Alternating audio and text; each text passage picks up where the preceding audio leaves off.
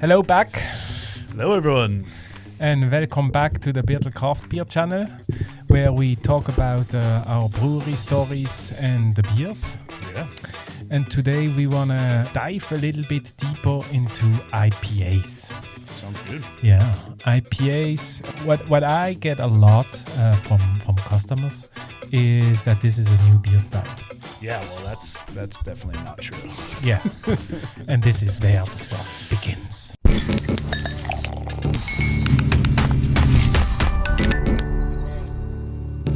If we're going to talk about the history of IPA, you got to talk about England, specifically Burton-on-Trent, which is famous for its water profile, which make hoppy beers palatable.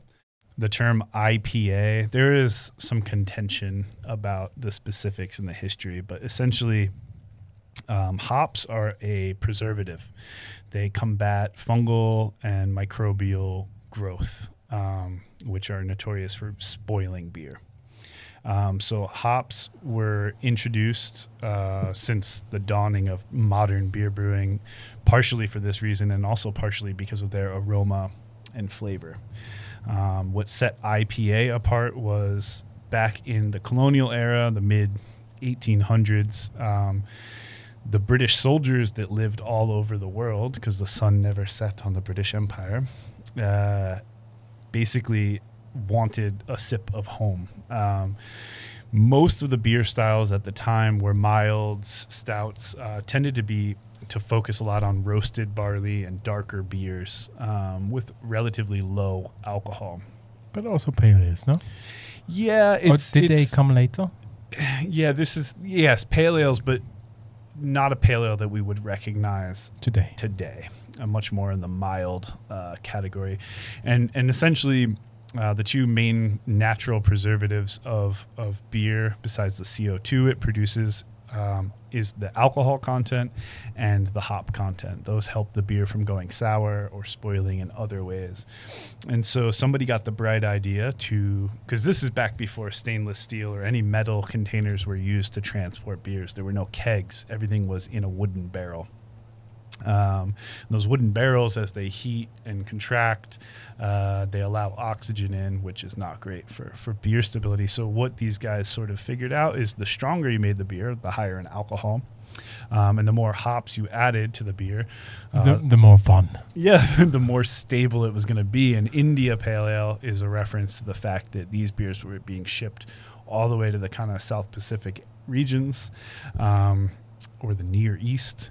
And essentially, they found that other beer styles, because they were in the holds of the ship, which, in the North Atlantic stays a perfect cellar temperature, 10 degrees Celsius, something like this.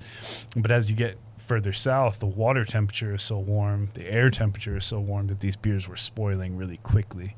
They essentially upped the alcohol, upped the hopping, and they noticed that the beers were much more stable.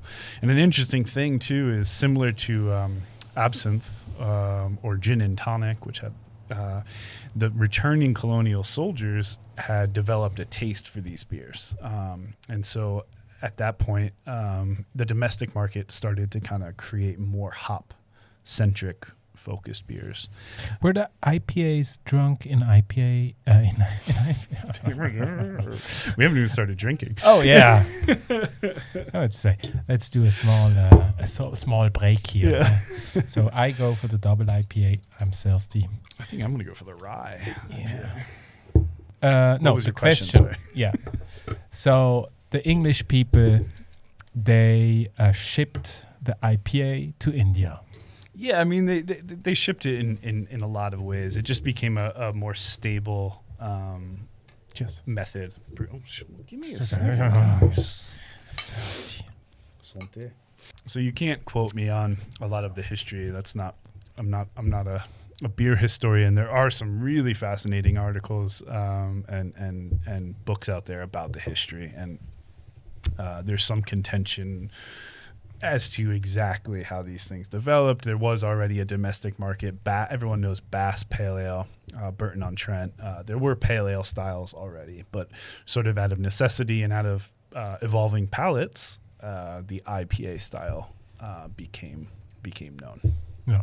But in England, were this mainly the soldiers drinking the beer? Well, it would have been soldiers, colonial administrators, workers. You know, it wouldn't just be soldiers. There was a lot, especially in India. You had a massive infrastructure of colonial folks. There. And it was the invention of dry hopping. That's a good question. I don't know. So this is what I read, and again, I'm the not professional here, really. You make me look bad. But no. But what I read is that they put the raw hops into the wooden barrels to make it. How do you say? More stable. More stable for the transportation. It would certainly make sense. Yeah. And that was the birth of dry hopping. Yep. Okay. Well, I learned something new. But Jesus, again, maybe it would be time to do that before we shoot the video. Yeah. But what you have to understand about beer stability, especially back then, is a certain amount of sourness, a certain amount of spoilage was always expected, especially in older beers. And the style of porter, for example, would be completely unrecognizable to what it is today. It would resemble more of like an Oud Bruin style. You would have a percentage of fresh beer. We wouldn't like it. And then a percentage of sour beer that was actually mixed in. So, it's really difficult to kind of talk about these styles in a modern context. But so what you had was a more stable product, and then eventually a domestic demand for that export style beer. We are mid 1800s here, and again, it has nothing to do with the IPAs you get in the stores now. Not quite. No. But I like where this is going. So this was the birth of the Indian Pale Ale, and I think then it got lost a bit. Yeah, the style, had dips and troughs in England, but it persisted for a long time. I would say Bass would be the modern or like earlier style that's endured, Burton-on-Trent. And then, it was not a massively popular style. Now, what's interesting is in the 70s and 80s during the Thatcher era in England, a lot of breweries were going under. There were actually breweries that were owned by the state that were then privatized, and it was kind of a dormant style for quite a while. Now, I'm sure there's a lot of people who could argue that it wasn't, but in the broad spectrum. And what you had was in America, and we're talking about, not colonial America, but modern America. In terms of craft beer, we're going to skip ahead a couple hundred years. And people started brewing at home, and small breweries started popping up. And one of the styles that became popular was IPA. One of the reasons for this is it's sort of a more... Wait. Again, what time are we talking about here? I would say in this situation, we're fast forwarding, like I said, a couple hundred years. So 80s? Late 70s, early 80s is when America's sort of craft beer first wave started re-emerging. And this was also home brewing. Yeah, a lot of back then the quality or the most drunk beer in America was just like everywhere else, lager. Yeah. But American lager. And Prohibition, there were a lot of German immigrants that were responsible for a lot of beer styles and things like this in America, but Prohibition really put the nail in the coffin for a lot of small breweries. What you started seeing was historical beer styles being emulated by Americans, and they were going back, and which is a usual thing. Yeah. It's still happening, and so all the credit goes to the old world. Just I'll say it. But what they realized is when hops were hard to get a hold of in the States, or European hops were much harder to get a hold of, and so what we had were different varietals like Northern Brewer, Nugget, Chinook, which were varietals of hops that were more native to the U.S. They tended to be much more fruity. They tended to be much stronger in alpha acid, so a little bit more bitter. And these historical styles sort of were the springboard for what we now consider kind of like the first generation of American IPA, a style that deviated off from the old world and, like Americans do, made a little more wild, a little bit more experimentally. But it has a lot to do with the climate, no? That's what I think, because I mean, English hops grow in a completely different climate than American hops. Well, what you notice with hops is that they tend to grow across similar latitudes all over the world. There's sort of sweet spots for hop growing. You've got the Mohawk Valley, and you've got Kent and everything like that in England. You've got the Mohawk Valley in New York, parts of the Midwest as well, northern Wisconsin, things like that. And then in the Pacific Northwest is one of the best hop growing climates in the world, highest producing and more favorable conditions for hops. They're quite finicky. They don't like it too hot. They don't like it too cold. They don't like it to freeze too hard, and they need a lot of moisture. So the Pacific Northwest became really famous for its ability to grow a lot of water hops. as well. Yeah, a lot of water. And so these are kind of wet areas. No wind. Yeah. Exactly. There's a lot of varieties, but let's say that sweet spot is sort of that similar latitude, those similar climate conditions. And so what people were using were American hops. They were what was to hand, and these tend to be, as I said, a little more assertive, a little more fruity, resinous. And these hops became synonymous with IPA. Think about Sierra Nevada Pale Ale, for example, would be what we would consider, or it's in the very similar vein as an IPA, and that sort of style started to develop. It used to feature a lot more modified malts, and when I say that, more caramel malts that are roasted to get a sweeter flavor and more color. And so you would have these beers that were, almost similar to our red ale. Quite a lot of hop character. They're quite dark. Yeah, in terms of the Reddish. style. Yeah, reddish, tatty kind of color. And so as people's style preferences and everything developed, that sweetness and that color started to take a back seat. And as hops became a more viable commercial crop, they were experimenting with the character of the hops. And what happened was the coloration and the residual sweetness took a back seat, and the amount of hops and bitterness was increased. And so this was then time again. Yeah, I would say, the craft beer sort of resurgence took a big dip in the late 80s, early 90s, and started to come back late 90s, early 2000s. And that's when we started seeing what we now call West Coast IPAs, Pliny the Elder, beers like this, which were very dry, very simplistic hop bill, very simplistic malt bill. And the hops were the star. And those hops tended to be Amarillo, some Citra. Citra was that was Simcoe would be probably the most famous. I remember from when everybody wanted Citra in Europe. Yeah, and it was so hard even to get still, it. yeah. And Simcoe, another big one. These are branded, registered, trademark hops that were developed in long, extensive agricultural development for flavor. And so you see the Americans starting to refine their hop profiles, their hop varieties, and these became the star. Still quite a bitter beer, a lot of upfront bittering addition, and then a lot of Whirlpool and aroma hops added, but a lot of hops.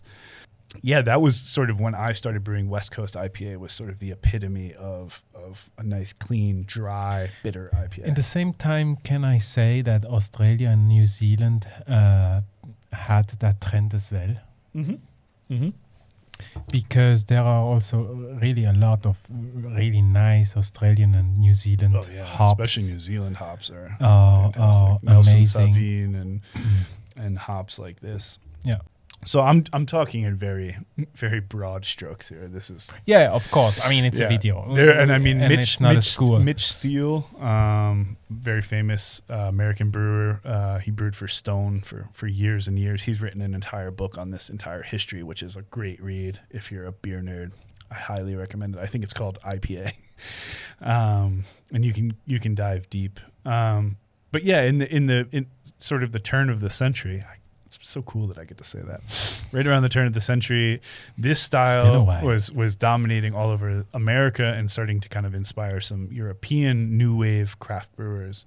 And so I kind of call that West Coast IPA era sort of the second generation of IPA. And what you see happening is that style really dominated for quite a while. Still quite bitter, a much drier beer, really light malt profile, a focus on Whirlpool addition, and dry hopping. And dry hopping techniques, you've got two-hearted ale where you're bubbling the hops throughout the dry hopping phase, a lot of experimentation going on. And then, as Americans do, they started to kind of develop something else. And what happened was, in Vermont, on the east coast of the U.S., a new style of IPA was starting to poke its head above the wall, and people started to respond to it. And that's sort of the hazy IPA and more modern version of IPA that we have today.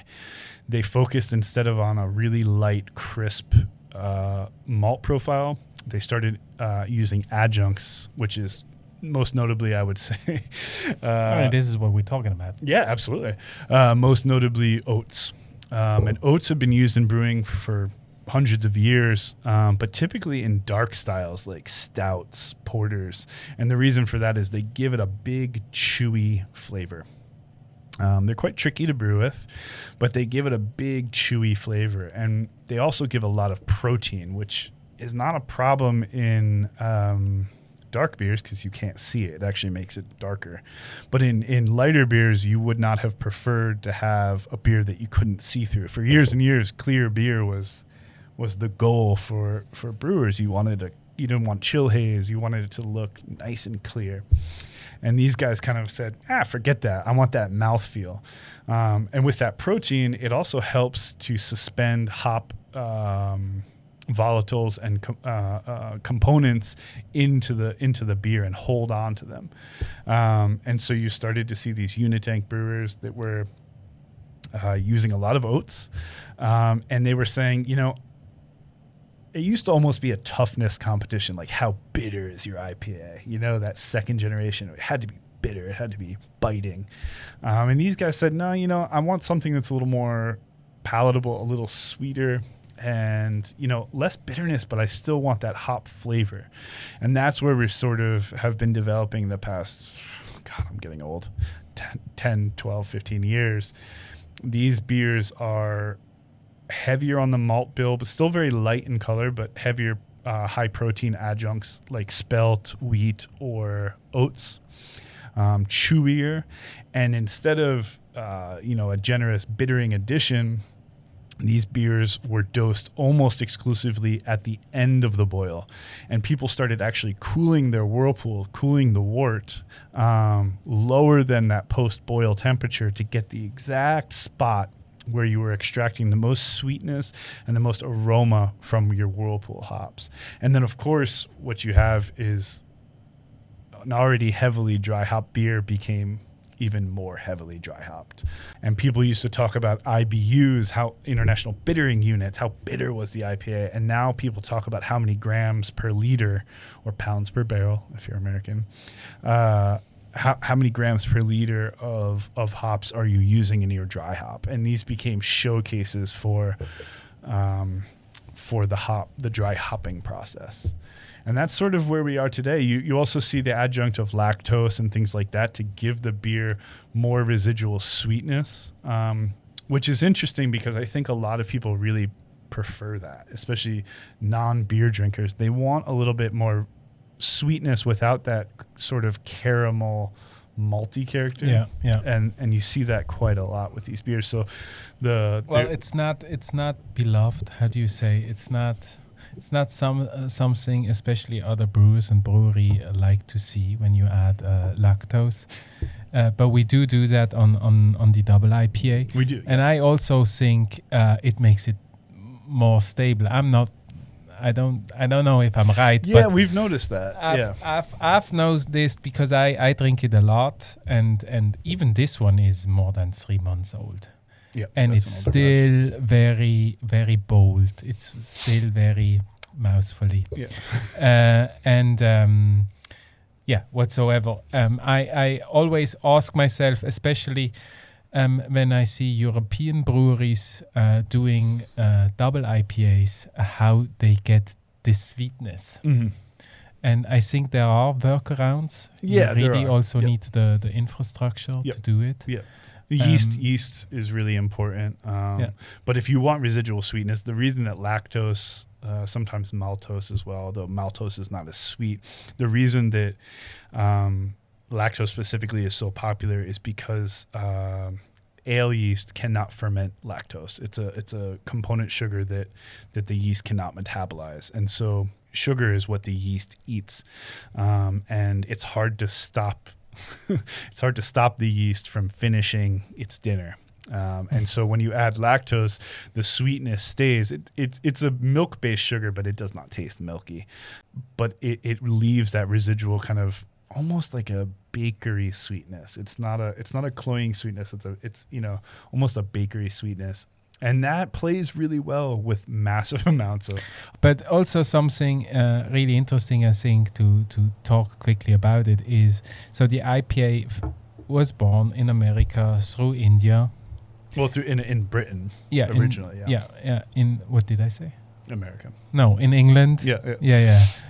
Through India, and then way later found its way to America.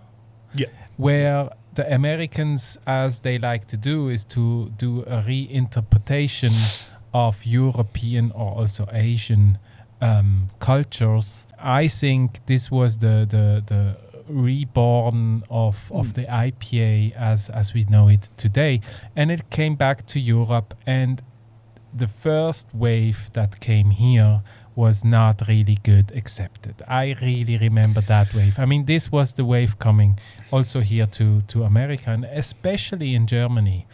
It was Germans laughed about it. Yeah, I clearly remember that. Yeah. This is not a beer. This is typical American, softly done and overdone beer. And still, I think IPA has its true place in the palettes of beer styles, even though it changed completely. But when you look at the numbers, if you look in the stores of how much IPA variants you get, it's amazing. Yeah, well, that's the interesting thing with different hop varietals and your ability to time when you add a hop. Typically, the overview is the earlier you add a hop in the boil, the more bitter it is, and the later you add a hop, the more aromatic it is. So playing with that, and then playing with dry hops and timing of dry hop in the fermentation, temperature of the dry hop. There's a lot of variability. So you can take the same hop and get different representations of that hop based on how you use it. So for brewers, it's a very exciting palette to play with. It's a whole other tool, and these are hop focused beers, hop forward, hop centered beers. And so for brewers it's fun, and for the customer it's pretty exciting, because you can take a same base malt profile and reinterpret it multiple ways with different types of hops, and also the interplay of hops. Some hops have a bit spicier, some are more tropical fruit, some are more citrus, and to be able to play with that is a lot of fun, and I think the customers have responded to it. But not just that, also in long term, what I see, especially IPAs landed finally also in Switzerland. Okay, I have people coming to us and say, yeah, there are IPAs. I mean, IPA in America, tell me if I'm wrong, but this trend is going down already. I mean, it's not a trend beer anymore. It has its place in the beer market. Oh yeah, I mean, it's not gonna be a beer that is gonna disappear anymore. Definitely not. No, certainly not. No. But the IPA helps a lot of new drinkers getting into beers. Yeah, especially this iteration. Yeah, and this is also something in the beer industry. The last years it was always, oh no, don't do these sweet beers, don't do these fruity beers. But on the other side, the numbers were clear. People wanted it. You always say, give the kids what they want. Give the kids what they want. And it's a great beer to get into it. And the more you drink, the more you train your not skills, how do you say? Palate. Your palate. Yeah. And you find your way also back to the simpler styles, to the even older styles. Yeah, absolutely. And that's why I think those beers are also very important and need their place in the palate. Yeah, absolutely. And because new people find. Yeah, and it's a great beer for people. For one main reason that I will say in terms of people getting into craft beer, what's so wonderful about these New England styles is they say, "Oh, I didn't know beer could taste like that." Mm-hmm. And once you switch somebody's pattern of thinking that not all beers taste like lager or, bitter, when they say, "Oh, I didn't know," then they are going to give a little bit more credit the next time they see something that's new, and they're going to say, "Hey, I liked that last thing. Let's try it." And so from a as a business, it's a wonderful tool for us, and it's a wonderful way to get people to reconsider what beer can be. Mm-hmm. And I think that's something that's really special, especially in a country like Switzerland where things are quite traditional. And trying to get Swiss people to change anything is a bit of a challenge, bit of an uphill push. So these beers, but we've seen it in the numbers, drinks of the world. We've seen it in our own sales. No, I mean, I People love it. I think it's really fun because being in the beer industry now for a quite while, not as long as you are, but this bringing, I live in the countryside of Switzerland, so you can tell people there are really traditional. Bringing something like a double IPA or an IPAs there, the first reaction was always, "Oh, this is not a beer." And then, it's quite nice. And they begin to drink it and to explore it. And suddenly in my little village, I have dozens of customers saying, "Hey, Jesus, it's really hard to find good double IPAs or hazy IPAs. This is an amazing beer style." Yeah.